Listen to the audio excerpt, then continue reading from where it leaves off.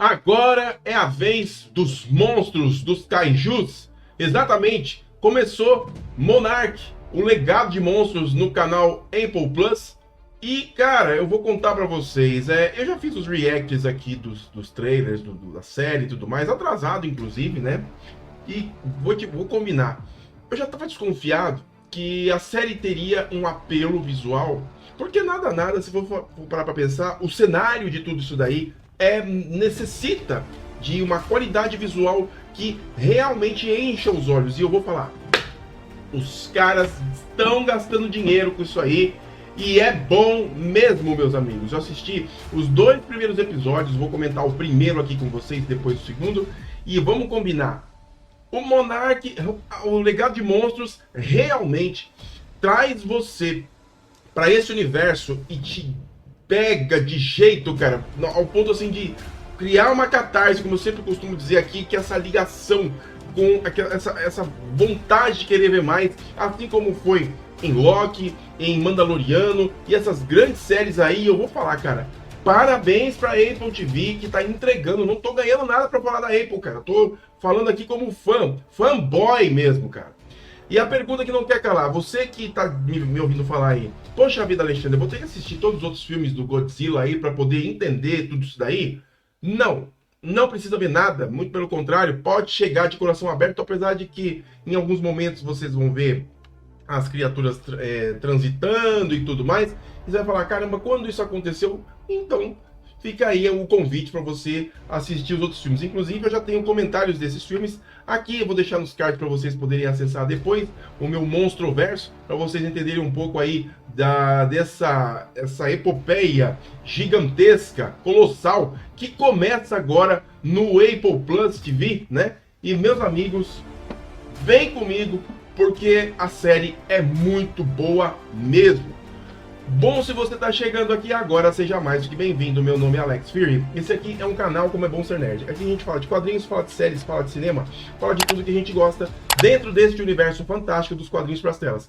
Se você não é inscrito, aproveite, deixa aqui embaixo a sua inscrição no canal. Dá um clique no sininho para ativar as notificações e receber os avisos sempre que houver vídeos novos por aqui. Visite as nossas redes sociais, por lá o assunto sempre começa antes. E claro, compartilhe o vídeo com seus amigos, deixe o seu like, vamos falar de monstro. Cara, Godzilla, quando teve a sua primeira aparição, né? Eu não tô falando dos filmes clássicos lá, de 1900 e bolinha, eu tô falando agora dos anos 2000 mesmo. Esse aí, né, acho que é da Legendary, se eu não me engano, entregou pra gente. Cara, é simplesmente espetacular, eu gosto bastante desse universo, apesar de que esse último filme do Godzilla vs Kong ser, no meu ponto de vista, muito apelativo. E, enfim, tem elementos ali que poderiam ter demorado um pouco mais para aparecer, para ganhar relevância no momento certo, mas acabaram entregando. E alguns absurdos, inclusive, né? Principalmente aquela do Godzilla dando a baforada atômica dele, fazendo um furo até o centro do planeta. É pesado isso aí. Mas, meus amigos, talvez a série justifique tudo isso daí, cara. Porque exagero é o que faz parte dentro desse universo.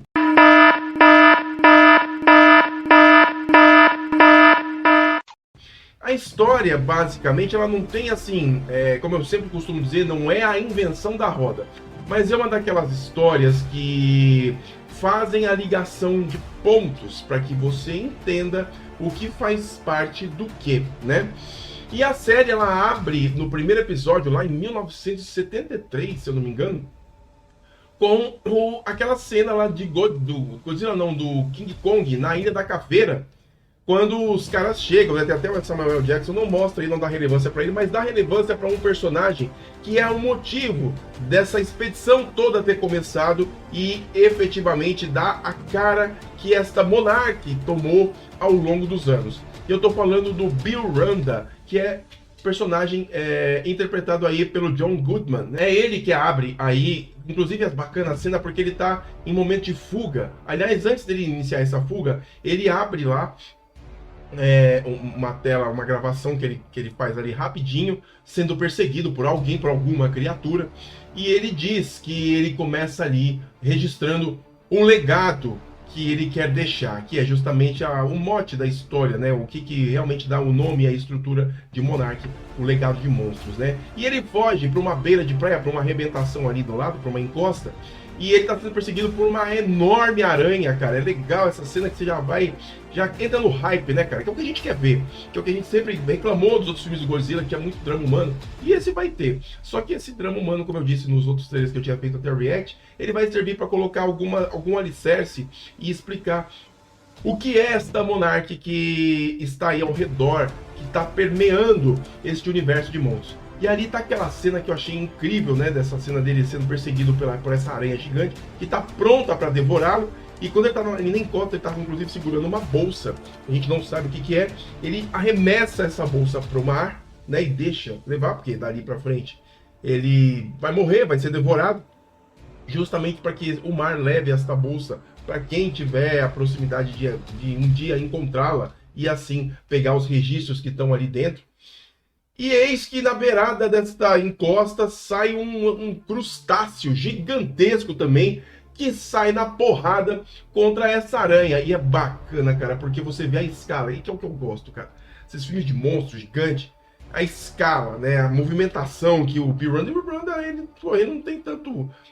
Ele não é um cara assim atlético para fazer isso, né? Um senhor e tal, mas ele tá ali se esquivando das patadas das criaturas gigantes e elas chegam num ponto da briga que os dois acabam caindo no mar e ele vê ali ao Léo sendo levado pela correnteza, o que sobrou daquilo tudo que ele registrou enquanto legado, que foi a sua passagem na Ilha da Caveira e alguns segredos que provavelmente serão a estrutura para a gente entender o que é este legado de monstros. Talvez o legado seja tudo ali iniciando na Ilha da Caveira. Não sei se vocês se recordam, mas em Godzilla versus Kong, não, perdão, em Godzilla, a Ilha da Caveira, se entra na questão da teoria da Terra Oca, né, que é justamente o local onde as criaturas gigantescas vivem, é um local onde a gravidade é inversa, e isso é muito explorado, inclusive, aí sim no crossover de Godzilla versus Kong. E a gente vai para os tempos atuais, e a gente conhece a Kate Randa, né, vivida aí pela atriz Anna Sawai, e ela faz justamente a neta do Bill Randa, né? A gente só descobre isso mais pra frente quando a gente vê a Keiko, vivida aí pela Mari Yamamoto, né? A Keiko, que é uma cientista que conhece o Bill Randa jovem, né? Bill Randa, William Randa, inclusive, que é vivido aí pelo Wenders Home, né? Que no futuro eles vão ter um romance justamente para poder explicar o porquê da Kate Randa ter esse sobrenome, né? E assim vai, né, cara? É bacana porque a gente vai entendendo e vivendo uma coisa que é pouco comentada em filmes assim, que são os efeitos da passagem de criaturas dessa escala no mundo comum. E a passagem delas, elas acabam se tornando como se fossem a presença como se fosse uma espécie de desastre natural. Tem uma hora lá que essa garota aí, a Kate, ela tá indo para o Japão, porque ela precisa encontrar algumas informações sobre o passado do pai dela, né? E ali ela vai para o Japão, e quando ela desce no aeroporto, tem lá na pista, no desembarque, um alerta de Godzilla, né? Como se aquela criatura fosse como um tornado, como um terremoto, como qualquer desastre natural, como qualquer anomalia da natureza que é presente na nossa rotina. Então, assim, é legal como as pessoas se comportam enquanto aquilo é tudo. E ela tem flashes de como que era a vida dela antes dela estar nesse lugar aí, buscando as questões do pai dela. E a gente vê que ela viveu lá em São Francisco, quando o Godzilla apareceu pela primeira vez, acho que em 2012, se eu não me engano, e ela está justamente atravessando uma ponte no momento em que o Godzilla arrebenta essa ponte. E ela está como professora acompanhando um monte de crianças num ônibus escolar.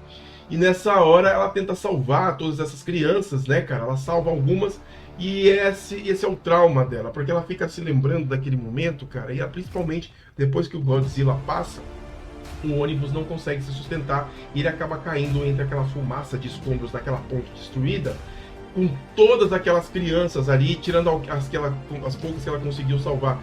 Então ela tem um trauma, né? Ela tem uma culpa, ela tem uma coisa pesada para carregar. E o episódio segue justamente ela chegando, buscando respostas sobre o seu passado, sobre o passado do seu pai, que ela quer saber o que aconteceu com ele, porque ele justamente desapareceu no dia G, que é como eles costumam chamar dia G, que é o primeiro dia que o Godzilla se revelou ao mundo, que foi lá em São Francisco, né?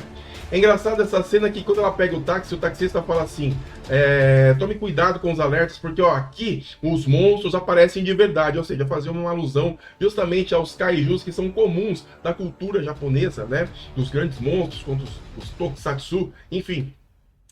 E ali ele conversa sobre isso e ela fala, não, mas em São Francisco aconteceu também. Ele fala, não, o que é isso? Lá no seu país, aquilo tudo ali foram efeitos especiais que fizeram para impressionar a gente, mas aqui acontece de verdade, tipo, descredibilizando o exagero que Hollywood faz com os produtos que são comuns de outras nações, como no caso os kaijus, né? E é legal essa conversa para quem pegou. E ali ela vai para um apartamento que ela tem um molho de chaves e vai justamente nesse endereço, que é o endereço onde o pai dela vive. Chegando lá, ela encontra uma família, né? Uma mãe e o seu filho, que é o Kentaro, né? Kentaro Randa, né? E o Kentaro Randa com a Kate Randa, já dá para entender pelo sobrenome. Eles são irmãos de relacionamentos diferentes, né? O Kentaro ele é vivido pelo ator Ren Watabe, né? E ele não entende nada que está acontecendo, ela tenta explicar, não tem como explicar quem que é essa moça entrando na nossa casa, e assim as coisas começam a se juntar, e aquelas comparações familiares indigestas, né? Quem traiu primeiro, e essa questão acaba aproximando todos eles, fazendo todos eles serem assim mais próximos, não uma família, a família por questões biológicas, mas próximos pela questão desse rompante de relações separadas que o pai teve, eles acabou vivendo. E cara, a gente começa agora a entender o que é tudo isso, né? E eles vão pro escritório do pai deles, né? Para descobrir algumas coisas a mais, ele fica curioso, ele quer saber muito mais. E eles descobrem que ele também tinha uma pesquisa, uma linha de pesquisa sobre o percurso dos kaijus, só que até então eles não sabiam o que significava aquilo. Ele tinha um mapa na parede que traduzia tudo isso, as buscas dele. Só que a irmã, a Kate, a irmã do Kentaro, muito esperta, percebe que aquilo é só uma fachada. E ela põe a mão na parede e percebe que aquele espaço tem um fundo. E ela, quando arranca, tem um cofre. E nesse cofre, elas conseguem fazer lá uma combinação das datas de nascimento dele e dela, e enfim. E assim ela consegue destravar o cofre. E assim eles descobrem a bolsa que o velho Randa jogou no mar lá na Ilha da Caveira, contendo dentro dessa bolsa um monte de fitas que tem registros das gravações que ele fez lá em 1973, quando ele foi fazer a sua primeira visita à Ilha da Caveira. E assim começa a aventura. Eles vão inclusive atrás da ex-namorada do Kentaro, que é vivida aí pela Kiersey Clemons, que é conhecida como a May, né? E ela é uma hacker, cara. Ela sabe de tudo, ela consegue decodificar fita e tudo mais, e é o que ele vai fazer lá. E a gente percebe que o relacionamento dos dois está meio conturbado, e ela consegue acessar o que tem no conteúdo daquelas fitas. E a gente vê que são documentos da Monarch, que contam muito da origem dessas criaturas. Inclusive tem uma passagem lá que a gente vê que a Monarch tem uma influência, inclusive, sobre as lendas urbanas que muito se fala em outras culturas. Principalmente a mais comum, que é a lenda do Pé Grande. E, pasmem, a Monarch monitora o Pé Grande, ele existe dentro desse universo aí. Tem uma cena lá que mostra o Pé Grande. Talvez eles monitorem até o próprio monstro de Loch Ness, que vai fazer parte, inclusive, acredito, dentro desse universo aqui. Então eles monitoram todas as criaturas anômalas dentro da perspectiva do que é um ser vivo, seja animal, seja humano, dentro do nosso mundo. E eles acessam tudo isso e, obviamente, fitas como essa vão ter uma ligação direta com a sua origem, com a Monarch. E é no momento em que eles conseguem esse acesso que um aviso é dado nas instalações da Monarch. Quem monitora tudo isso é o Tim, que é vivido pelo Joey Tippett, né? Ele é uma espécie de gerente de operações e ele acaba recebendo esse sinal e ele manda um comando justamente para poder monitorar essas pessoas que acessaram informações exclusivas, sigilosas, que só a Monarch pode ter. E é quando ele vai para o Japão, junto com a sua comparsa, sua leão de chácara, a Duval, que é vivida pela Elise Lavovsky, né? Lazovsky. E eles vão lá atrás desses caras com essas informações. E cara, o bacana desse episódio são as idas e vindas, porque a gente tá no presente tentando descobrir tudo isso, mas a gente vai ao passado e ver o que foi buscado pelas pessoas que tinham interesse sobre isso. E quem tinha interesse sobre isso era justamente a Keiko e o William Randa, que se encontram depois que ela vai em busca de uma... como é que eu vou dizer? De um sinal de radiação que triangulava a pesquisa que ela fazia sobre anomalias no planeta. E ela vai atrás disso, só que para ela fazer essa missão, ela precisava de um apoio. E esse apoio é do agente, do soldado Lee Shaw, que é vivido aí pelo Wyatt Russell e também, ao mesmo tempo, é vivido pelo seu pai, o Kurt Russell, que, para quem não se recorda dele, Kurt Russell foi o Eagle, o planeta vivo, em Guardiões da Galáxia, e também foi lá o protagonista de Fuga de Los Angeles, né, se eu não me engano. Caramba, velho, e é bacana você dar esse giro no passado para você entender como que começaram as pesquisas atrás desses monstros da Monarch, né? Eles basicamente pavimentaram esse caminho e deram a contundência para formar a Monarch, que é o que é hoje, né? E a missão lá no passado começa lá com a Keiko, que vai acompanhada aí pelo tenente Lee Shaw, que é designado para ser o protetor dessa cientista, pesquisadora na floresta, para buscar justamente o que é que está acontecendo. E é legal, cara, que nesse momento que todos eles estão juntos, é um momento aí de início de episódio, mas que já deixa você na polêmica. Eles conseguem encontrar um local abandonado, né, russo, que era datado como um local contaminado com radiação por conta de experimentos e tudo mais. Na verdade, eles usavam esse termo de contaminação justamente para afastar curiosos e evitar que as pessoas fossem lá. E eles vão até o local. Eles, inclusive, só se convencem que o local é o que é quando eles encontram um garotinho que não está usando a mesma máscara que eles estão usando de proteção. E assim, eles percebem que tem coisa errada aí. E para um bom cientista, quando tem coisa errada, a curiosidade aumenta e eles encontram uma instalação russa abandonada, como se fosse uma usina, né? E ali eles vão para justamente entender o que tem naquele lugar e por que os sinais que eles estão seguindo estão batendo naquele lugar. E quando eles chegam lá, eles encontram ovos. Exatamente. Eles entram na instalação, eles conseguem entrar no local e eles percebem que existem ovos. E se alguém colocou ovos ali, obviamente é uma criatura bem grande. E o que acontece? A Keiko, muito da curiosa, resolve descer e quem vai ajudar é o seu esposo, o William Randa. A gente só percebe que eles são marido e mulher, ou namorados, ou amantes, no momento em que o Lee Shaw se oferece para poder descer lá pelas cordas e ele vai lá fazendo apoio justamente para que ela possa fazer a missão. Só que ele também se coloca porque a missão dele é protegê-la. E eles vão até lá, cara. E essa cena é muito legal porque ela emula bastante o primeiro Godzilla, né? Quando eles encontram os ovos lá dos Mutos. Aliás, muto, né? O termo muto, né? Organismo, não sei o que, eu esqueci o nome do que eles classificam o muto, né? Que é o nome que foi dado para aquelas criaturas aladas lá do primeiro Godzilla. Esse termo, quem criou foi o William Randa, né, que nas suas pesquisas achou interessante, dentro dessa perspectiva mitológica e científica que ele estava triangulando para poder chegar na sua pesquisa, ele determinou que essas criaturas gigantescas se chamariam de Muto. Gigantescas até a certo ponto, porque até então eles não tinham certeza pelas pesquisas, porque eles não tinham visto, né? E eles vão lá e, cara, eles descem e, cara, quando você vê uma cena dessa, você fala, vai dar ruim. Dito e feito, eles vão lá e os ovos começam a chocar, a abrir, e saem criaturas insectoides de dentro daquilo ali, famintas, e eles têm que correr para as cordas para subir, para poder se salvar.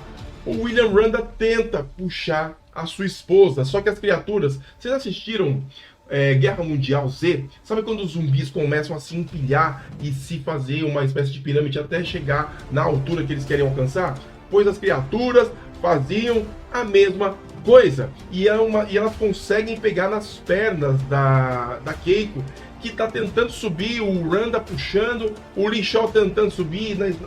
Cara, é você ficar nervoso com uma cena dessa. E eu vou falar, muito bem feito. Detalhe, ela acaba caindo num limbo que a gente não sabe aonde vai dar aquilo, e eu acredito que já tenha alguma coisa a ver com aquelas escavações que foram mostradas lá no filme do Godzilla vs Kong. Bom, de qualquer forma, esse primeiro episódio termina com esse clímax, né, que brinca com o passado, com o presente, tentando juntar peças de uma história, de uma organização que muito provavelmente vai ser a regra do mundo, porque a Monarch, meus amigos, ela conhece os maiores segredos que poucos conhecem em todo o planeta. Conhece segredos maiores do que até grandes governos já têm se esforçado há anos para conseguir. Bom, meus amigos, eu espero que vocês tenham gostado do vídeo. E essa série, ela promete 10 episódios. Ela entregará 10 episódios. A Apple TV está entregando todos os episódios, todas as sextas-feiras, provavelmente umas 10 da noite, acredito eu, né? E a gente vai comentar episódio a episódio. Talvez a gente se atrase um pouco, mas a gente vai entregar essa epopeia todinha de Monarch, o legado de monstros. A série efetivamente termina em janeiro e estaremos com vocês até lá, beleza? Mas antes de mais nada, eu quero saber a opinião de vocês sobre Monarch, o primeiro episódio, o legado de monstros. Deixa aqui embaixo o seu comentário, quero saber a sua opinião, se você curtiu ou não, beleza? Meu nome é Alex Fury, eu vou ficando por aqui. Um grande abraço para vocês e até mais no nosso próximo vídeo. Valeu!